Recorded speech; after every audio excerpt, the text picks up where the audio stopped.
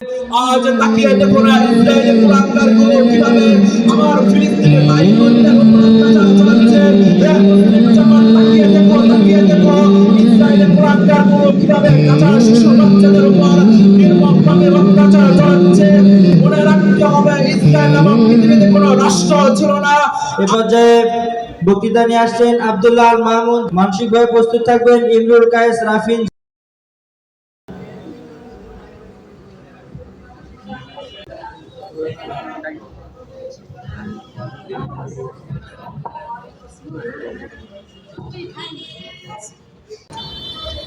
السلام عليكم ورحمة الله.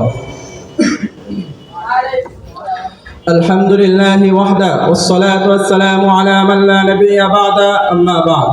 قال الله تعالى في كلامه المجيد: أعوذ بالله من الشيطان الرجيم. بسم الله الرحمن الرحيم. سبحان الذي أسرى بعبده ليلا من المسجد الحرام إلى المسجد الأقصى الذي باركنا حوله لنريه من آياتنا إنه هو السميع البصير.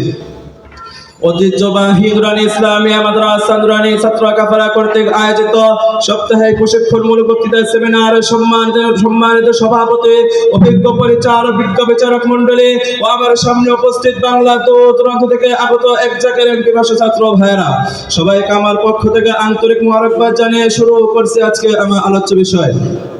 প্রিয় উপস্থিতি, আজকে আমার আলোচ্য বিষয় সকলের জানা, তা হলো মসজিদুল আকসা রক্ষায় মুসলমানদের করণীয়। যদি আল্লাহ চাহে তো এই বিষয়ের উপর কিঞ্চিত আলোচনা করা প্রয়াস চালাবো ইনশাআল্লাহ। মুহতারাম হাজিরিন, সর্বপ্রথম আমাদের জানা লাগবে মসজিদুল আকসার ইতিহাস। সেই ইতিহাস থেকে কয়েকটি পয়েন্ট আপনাদের সামনে তুলে ধরবো ইনশাআল্লাহ। প্রিয় হাজিরিন, মসজিদুল আকসা বাইতুল মুকাদ্দাস নামে পরিচিত জেরুজালেমে অবস্থিত মসজিদুল আকসা হচ্ছে মুসলমানদের প্রথম কিবলা। নবী করিম সাল্লাল্লাহু আলাইহি ওয়াসাল্লামকে আল্লাহ তাআলা মিরাজের রাতে সর্বপ্রথম সেই মসজিদুল আকসা নিয়ে যান।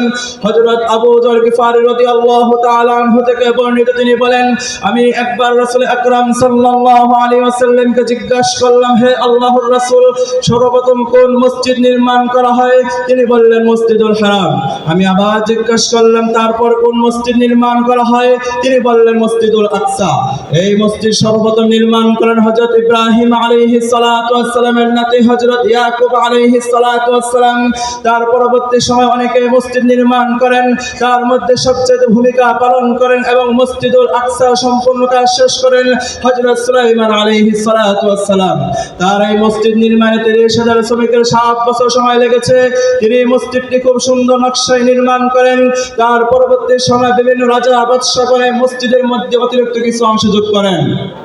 প্রিয় হাজিরিন, আজ খুবই দুঃখের সাথে বলতে হচ্ছে, যদিও মসজিদটি সর্বপ্রথম মুসলমানদের দখলে থাকে, কিন্তু পরবর্তী সময়ে মসজিদটি চলে যায় ইহুদিদের দখলে। তারপর 638 খ্রিস্টাব্দে হযরত ওমর ফারুক রাদিয়াল্লাহু তাআলা আনহুর খেলাফতের সময় হযরত আবু উবাইদা ইবনুল জাররাহ রাদিয়াল্লাহু তাআলা আনহুর নেতৃত্বে পুরো বাইতুল মুকাদ্দাস মুসলমানদের দখলে নিয়ে আসেন। তারপর আবার ওই মসজিদ চলে যায় ইহুদিদের দখলে। তখন গোটা পৃথিবীর মুসলমানগণ এমন এক মানুষের দিকে তাকিয়েছিলেন, গোটা পৃথিবীর উম্মাহগণ এমন এক সুলতানের দিকে তাকিয়েছিলেন, যে সুলতান এসে পুরো বাইতুল মুকাদ্দাস মুসলমানদের দখলে নিয়ে আসবেন। সেই সুলতান হচ্ছে সুলতান সালাউদ্দিন আইয়ুবী। মুহতারাম হাজিরিন, রাখতে হবে, সুলতান সালাউদ্দিন আইয়ুবী বলেছিলেন, এই মসজিদুল আকসা আমাদের। যে মসজিদে আমার নবী করিম সাল্লাল্লাহু আলাইহি ওয়াসাল্লামের কদম মুবারক পড়েছিল, যে মসজিদে আমার নবী করিম সাল্লাল্লাহু আলাইহি ওয়াসাল্লাম মিরাজের রাতে সকল নবীদের ইমামত করেছিলেন, আমার নবী করিম সাল্লাল্লাহু আলাইহি ওয়াসাল্লামের কদমের বদৌলতে আল্লাযী বারাকনা হাওলাহু, আল্লাহ রাব্বুল আলামিন পুরো বাইতুল মুকাদ্দাসকে আমাদের জন্য বরকতপূর্ণ করে দিয়েছে। মুহতারাম হাজিরিন, আজ তাকিয়ে দেখো না ইসরায়েলের কুলাঙ্গারগুলো কিভাবে আমার ফিলিস্তিনের ভাই বোনদের উপর অত্যাচার চালাচ্ছে। মুসলিম জামাত তাকিয়ে দেখো ইসরায়েলের কুলাঙ্গারগুলো কিভাবে কাঁচা শিশু বাচ্চাদের উপর নির্মমভাবে অত্যাচার চালাচ্ছে। মনে রাখতে হবে ইসরায়েল নামক পৃথিবীতে কোনো রাষ্ট্র ছিল না।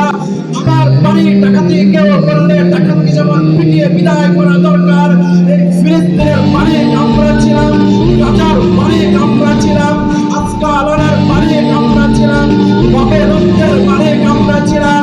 ইসরায়েল নামক কোনো রাষ্ট্র দুনিয়ায় ছিল না।